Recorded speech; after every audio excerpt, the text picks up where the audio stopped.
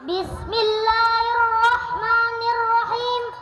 Assalamualaikum warahmatullahi wabarakatuh. Salat yang tertinggal di masa lalu apakah harus diqadha? Sedangkan di bulan Ramadan 1 kali salat wajib, 27 kali salat wajib itu sendiri. Minta tolong penjelasan.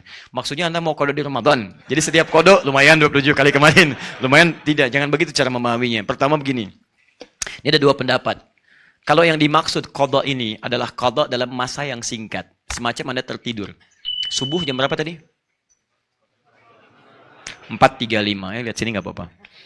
Subuh 4.35, Anda bangun 5.34. Masih ada waktu. Yang jadi masalah, Anda bangun jam 15:34. Ini sudah lewat subuh, lewat zuhur. Betul.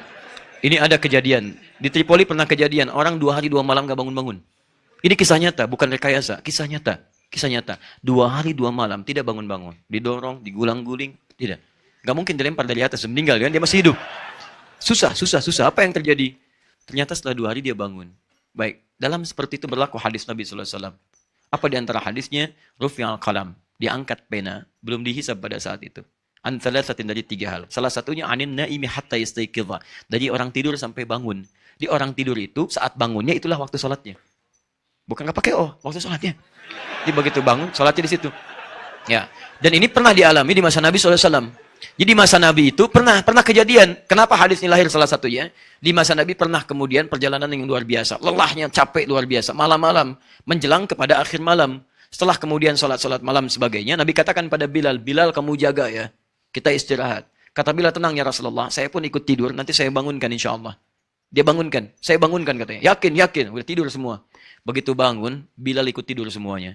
Yang membangunkan apa? Dengan izin Allah, cahaya matahari sudah mengenai sinar mata Nabi SAW.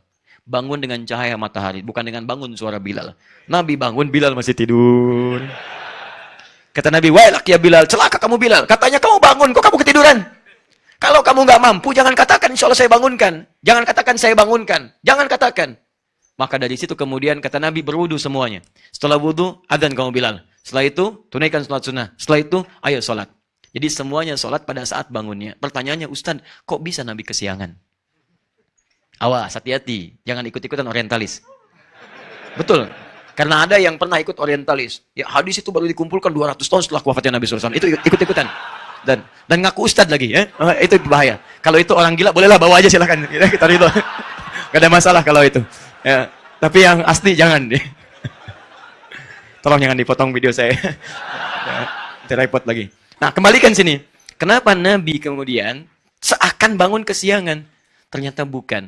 Allah bisa saja memberikan isyarat kepada Nabi, bangun ya Rasulullah. Langsung dibangunkan. Sekarang waktunya subuh. Tapi kenapa diperkenankan oleh Allah bangun dalam keadaan bukan subuh? Untuk memberikan dampak hukum pada umatnya yang mungkin mengalami peristiwa serupa. Kalau Nabi, itu mudah dibangunkan. Kalau nggak pernah kejadian seperti itu, bagaimana cara menerangkan hukumnya? Makanya yang akan mengalami itu kebanyakan umatnya, bukan Nabinya. Karena itulah Nabi diberikan seperti itu bersamaan dengan umatnya supaya menerangkan hukum dan disebarkan oleh umatnya pada saat itu. Karena itulah kemudian teman-teman sekalian, jika ada orang yang tertidur dalam masa singkat tadi kemudian bangun saat itu dia sholat. Anda ketiduran misalnya kan, bangun jam 9, saat bangunnya itu sholat. Tapi ingat, bukan dalam rangka ketiduran dalam nuansa yang disengaja. Ada peluang nih, tiduran, ya, tiduran. Bukan, Anda memang tertidur capek lelah. Tapi kalau tidur Anda karena bergadang, lihat bola dan sebagainya. PSG ketemu dengan Madrid nih, ketemu dengan Madrid hari Kamis dini hari. Oh, sudah catat tanggalnya macam-macam. Madrid sedang gak bagus di liga nih, tertinggal terus. Bahkan kemarin dia seri lagi, sebelumnya kalah dan salib Barcelona, poinnya udah 19 bedanya, nggak mungkin kesusul. Sedangkan di PSG, waduh, sedang juara pertama nih, kemarin menang 3-0, Neymar ngegolin lagi, ngasih assist lagi. Cuman dia belum dapat Ballon d'Or, kalah sama Ronaldo dengan Messi. Tapi Ronaldo sedang turun. Sekarang bertemu antara Ronaldo dengan Neymar. Di mana kira-kira? Dilihat jadwalnya. Saya nggak pernah nonton, Pak, nggak ada kerjaan. Betul, nggak ada kerjaan. Jadi tulis jam 3, jam 4. Lihat, Madrid menang. Ujungnya menangis, kalah. Kalahnya pas menjelang adzan subuh, jam 4:30. Pas 4:35 menit lagi mau adzan, capek tidur. Tidurnya karena nonton bola. Bangun-bangun jam 9. Maka di situ bermaksiat dia kepada Allah Subhanahu wa taala. Dia tetap sholat saat bangunnya, tapi dia berdosa kepada Allah karena dia tidur dalam keadaan lalai di waktu sholat. Paham?